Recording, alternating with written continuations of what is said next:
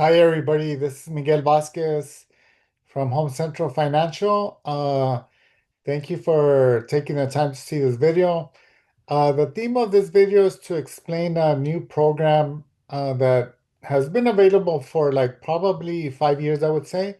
And it's a program that's focused for ITIN buyers, someone who maybe doesn't have their Social Security.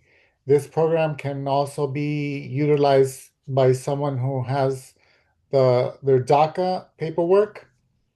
So DACA recipients, ITIN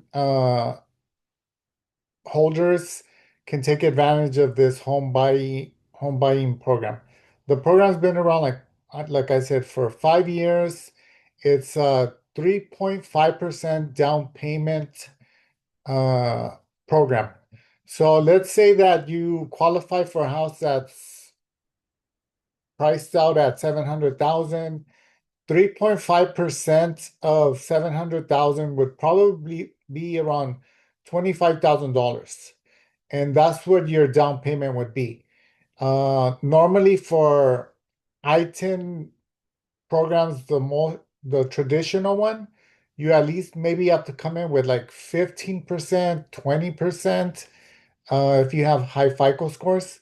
But with this program, you only have to come in with 3.5%. It's an FHA insured back program, and you can utilize it to buy a house. You can utilize it to buy a duplex. You can use it to buy a manufactured home. You can have a FICO score of 580 or above. You can have the down payment gifted by somebody. You can have also the seller help out with closing costs. Um, and so, yeah, it's 3.5% FHA backed or FHA insured home loan for ITIN or DACA recipients. Okay. So we've done this loan for a couple years already. We've helped out probably, I want to say maybe a good 15, 20 clients already with the program. Um, the program is also referred to as the EEP program, Equity Earned Program. That's another name that is used for this 3.5 I-10 DACA home loan program. It's also referred to as a rent to own program, where because technically the program, even though you qualify with the income, we're qualifying you with your FICO score, you're officially renter, or you're officially the tenant. And so the then you would say, well, then who's buying it if I'm officially the tenant or the renter? The There's an entity, a nonprofit organization, a nonprofit housing organization that buys the property on your behalf. Uh, and then they're the official owners and you're officially the tenant. But your rights as the ownership are completely protected because you're recorded on the deed. So the nonprofit, it can't sell the property without your authorization. The nonprofit can't refinance the property without your authorization. Nobody can do anything without your authorization. Okay, so your rights as a homeowner, your rights as a tenant are completely protected. Why or how? Because again, your name is recorded on the deed. Um, the program is a 40-year program. The interest rates are a little bit higher than they are for your non-ITIN, non-DACA uh, loans, but they're not too much higher. Okay. Um, Again, the positive thing about this program is the ability to come in with 3.5% versus 15 or 20%. Again, it's 40 years uh, loan term.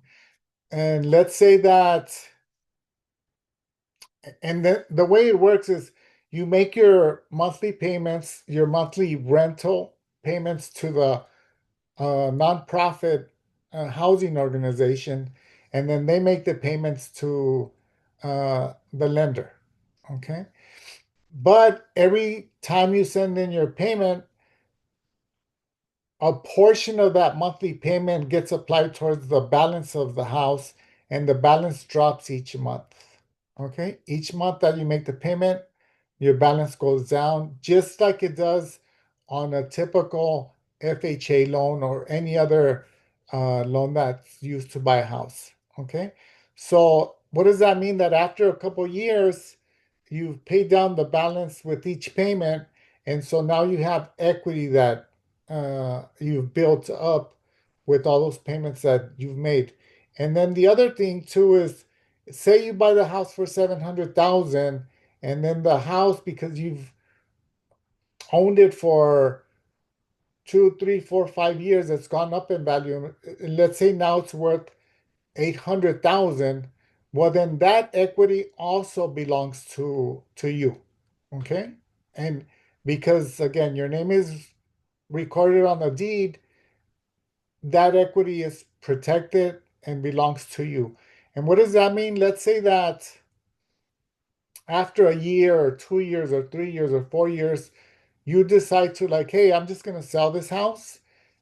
Then you put it up for sale, and let's say it sells for 800,000.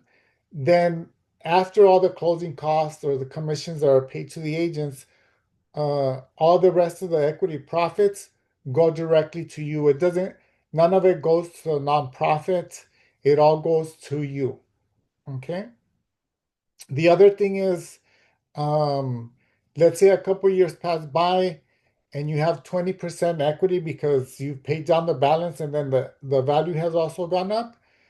Then if you wanted to refinance into your more typical ITIN program, then you have that option. You would be now the owner, the only owner, and then the nonprofit would just be would disappear, okay, or would be removed from the ITIN new refinance loan. So that's a second option. Let's also say, for example, that after a couple years you ended up getting your Social Security.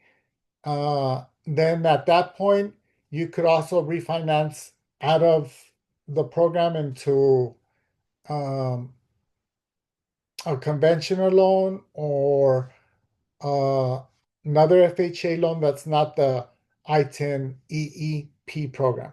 Okay. Um, and that's pretty much it. It's pretty basic. 580 FICO score. You can have co-borrowers. Um, of course, we'd see your income. We'd qualify you. For that, we need your last 2 year of taxes. Sorry, everybody. For that, we need your last 2 years of taxes, um, your last two paycheck stubs, and then your last two bank statements, ID, ITIN letter, or DACA letter. And with that, we can get you qualified and let you know exactly how much you qualify for. And again, all you have to put down is 3.5% as a down payment. Okay. If you have any questions, please feel free to call me 562-881-9811. Once again, 562-881-9811. And my name is Miguel Vasquez. Thank you so much for seeing this video and have a good night. Thank you. Bye.